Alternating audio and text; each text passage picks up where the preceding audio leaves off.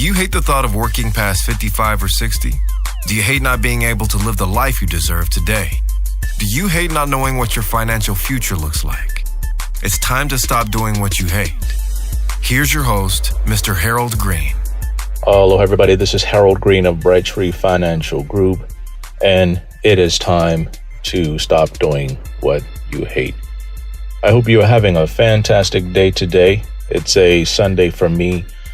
Had a hard time sleeping last night, man. I mean, we got these wintry conditions over here, and the wind was blowing the rain sideways. And so, because we live in a condo with a pretty big balcony, and we live on the third floor, and so when the rain is blowing in like that, it blows into the upper floors, and then they got these drains where, you know, they don't drain down to the ground. They drain directly down, and then the wind blows that wherever it blows it, and it just sounded like somebody was, you know, using a 5-gallon bucket and dumping water on my lanai from like 2 o'clock this morning. And so it's just kind of like, you know, tossing and turning. And then, but what got me was I got these shows in my mind, and I'm not sure when to get them out. Like, because I always worry about saying the wrong thing. There's this one show that I've been cooking. You can't live a rich man's life with poor man's thinking. And that's still cooking a little bit. But today I'm going to give you guys a prelude to that. And this is a very important one because I'll be straight up honest with you guys. Until I realize the difference between these two things, my life never went anywhere. And it's the major reason why I struggled. I was praying, begging God, pleading with God. God, I need money for this. God, I need money for that. And, you know, I was working hard, trying to do the right thing, and nothing was working. And this is what I learned, and I'll share it with you guys. It's one of the biggest keys to my success. And if you implement this the right way, it's going to be one of the biggest keys to your success. But I'm going to go back a little bit and talk about my mission. And my mission is to help the people in the middle class, whether you are upper middle class, lower middle class, middle class. I don't care who you are, where you at, what you do for a living, because Proverbs says there is profit in all labor. And idle chatter leads to poverty, but there is profit in all labor. So are you guys ready to get it? I'm about to unlock this thing, and I'm about to blow it up. So 1, 2, 3, let's get it. The title of today's show is Don't Eat Your Seed. All right? Don't eat your seed. What am I talking about? Don't eat your seed. Well, the Bible says that God gives seed to the sower and then bread for food. And today's show is not going to be super long, but it's going to be powerful because I want you guys to meditate on this, and I want you to go back, look at your life, and then figure out these two things. Figure out your resources and think about this. All right? Is this money for my needs, or this money seed? Seed or need? And so here's a little nugget. Once you're able to meet all of your needs, then everything else becomes seed. And what do I mean by seed?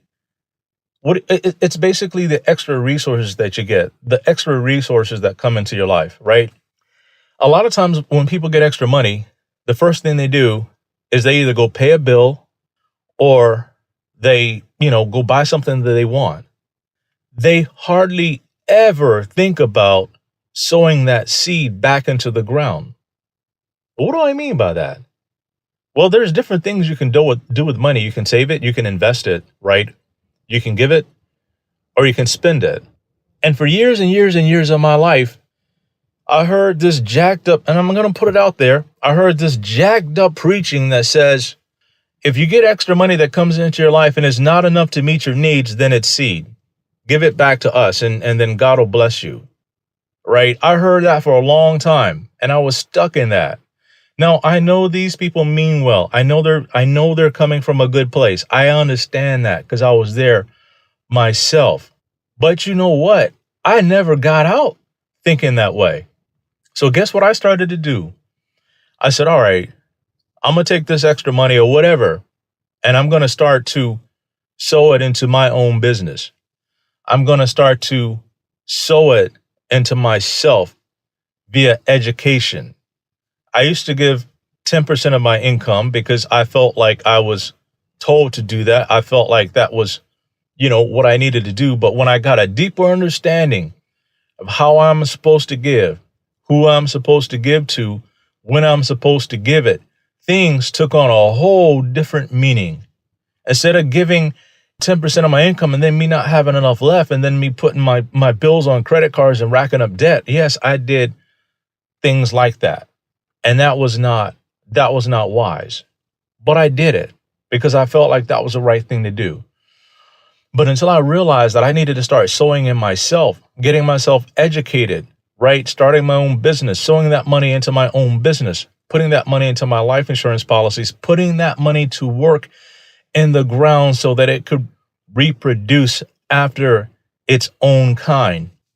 And I'm going to tell you guys something. Seed only reproduces after its own kind. You cannot sow an apple seed and expect an orange. And I'm going to tell you guys something. You cannot give away money and expect money to come back to you. You gave away kindness. You did something kind. You sowed kindness. The money was just the end result of that. But the big seed, you sowed kindness. You sowed love. You sowed compassion. Those are the seeds, and you will get those things back. There is nowhere in the Bible where it says if you sow money, you're going to get money. No, you invest money, you get money. You save money, you get interest. I know some people might get mad at me about this, but I've studied this out and I put it to work in my own life. And I've seen where people have taken their money and they treated it like, you know what? They ate their seed. A lot of times people spend that seed on their needs, or they spend it on their wants. And here's another thing. You can actually create your own seed. I'm going to say that again. You can create your own seed. How do you do that? Well, it's very simple. If you're living a certain lifestyle, which you can do, everybody understands this, you can cut back. And when you cut back on certain things that you really, really, really don't need, all right, those are wants. There's only two things that are very important, need and seed.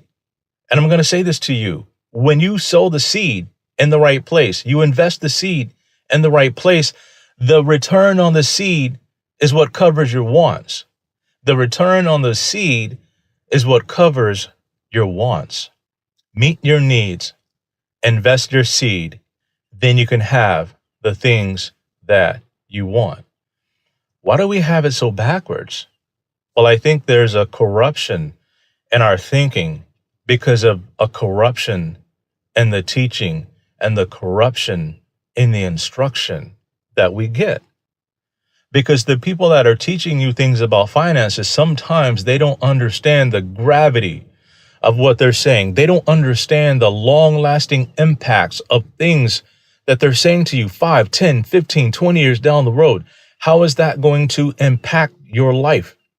I was talking to a client the other day, and she says she tells everybody that she's super excited that I'm way younger than her and that I'll be around to see her retire and live the kind of life that she wants to live because I'm younger than her. And I said, the truth is so many people, they have financial advisors that are way older than them, and they put financial plans in place that they'll never see come to fruition because the guy that retires, he passes away or whatever. And I said, the challenge is no one really wants to trust a young person. Nobody really wants to trust a young kid with their finances. And she said, I didn't even know how old you were at the time. And I said, yeah, I just carry myself like I'm an old dude.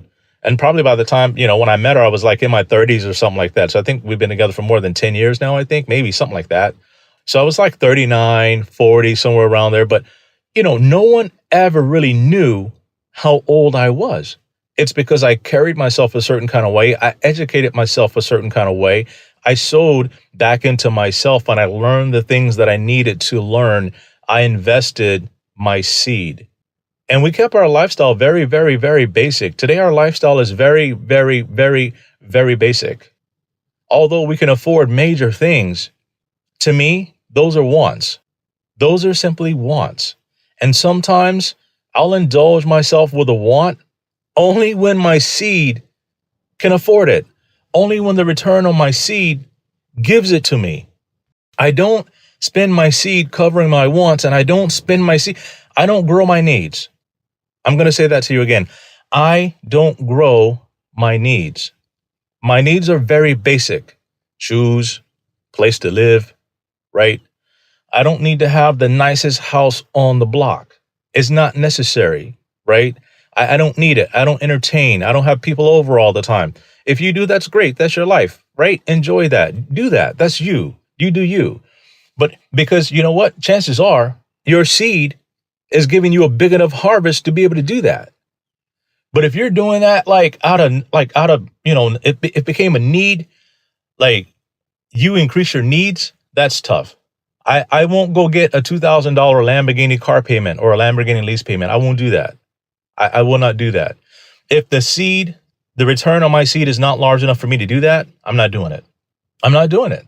The biggest thing that we went and borrowed for our house, our condo. We borrowed on that, and that's, we borrowed to buy that because that was just, smart, right?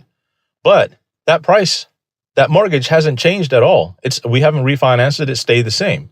So no matter how much money I make over what my basic needs are, I'm not going to increase my basic needs and then start eating into my seed, right?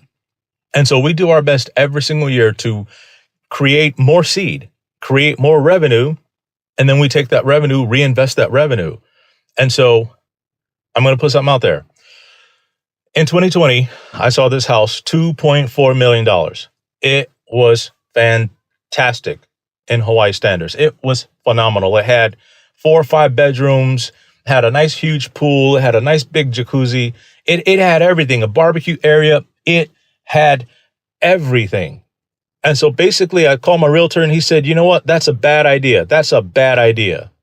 And I'm thankful that I didn't go through with that, because if I did, all of the extra money that I had, most likely it would have went towards like an $18,000 mortgage or a $20,000 mortgage. At the time, the return on my investment was not enough to cover $18,000 a month. So looking back on it, and because I've ingrained it in my mind not to eat my seed, but to sow it, I am where I am today. And I'm sorry, folks, I sound a little bit preachy. I'm sorry. I don't mean to preach at y'all today. I know it's Sunday and everything, but I don't mean to preach. I just want to encourage you folks. And I want to let you know that it's okay having a contrary belief to everybody else that you hear and everybody else that you see. Sometimes you're going to have to be alone in this thinking. And sometimes when I hear people say things that don't agree with my experiences and what I've learned in this and what the Lord has taught me with this and what he's shown me with this, I have to be real humble about it. I have to be real humble about it because I ain't trying to hurt nobody's feelings. I ain't trying to make nobody feel bad. All I'm trying to do is help people. And that's where my heart is coming from. I want to help people. I'm not trying to get rich off people. That's not the intent. I do make money by doing what I do. And I think I'm good at what I do. I'm not great at it yet, but I'm good at it. And I'm trying to get to great, right? And so therefore, it's going to require me to sow more into that area, right? Sow into the areas where you want to be great. If you want to have a lot of money, you got to sow into that area. You got to invest into that area, whether it's paying for money for courses and classes to educate yourself, whether it's investing in the market, whether it's investing in real estate. You have to invest in the area that you want the results. You got to understand the difference between need versus seed. And that's going to be the prelude to you can't live a rich man's life with poor man's thinking. It's coming, y'all. It's coming. It's on the way. I got it cooking. So if you want me to help you understand in your situation whether or not you're eating your seed, click in the show notes and find my calendar. Sit down with me for about 20-30 minutes, and I can help you figure that out real quick. So enjoy your day. Hopefully this message helps you. And until next time, everybody, 1, 2, 3, let's get it. This is thepodcastfactory.com.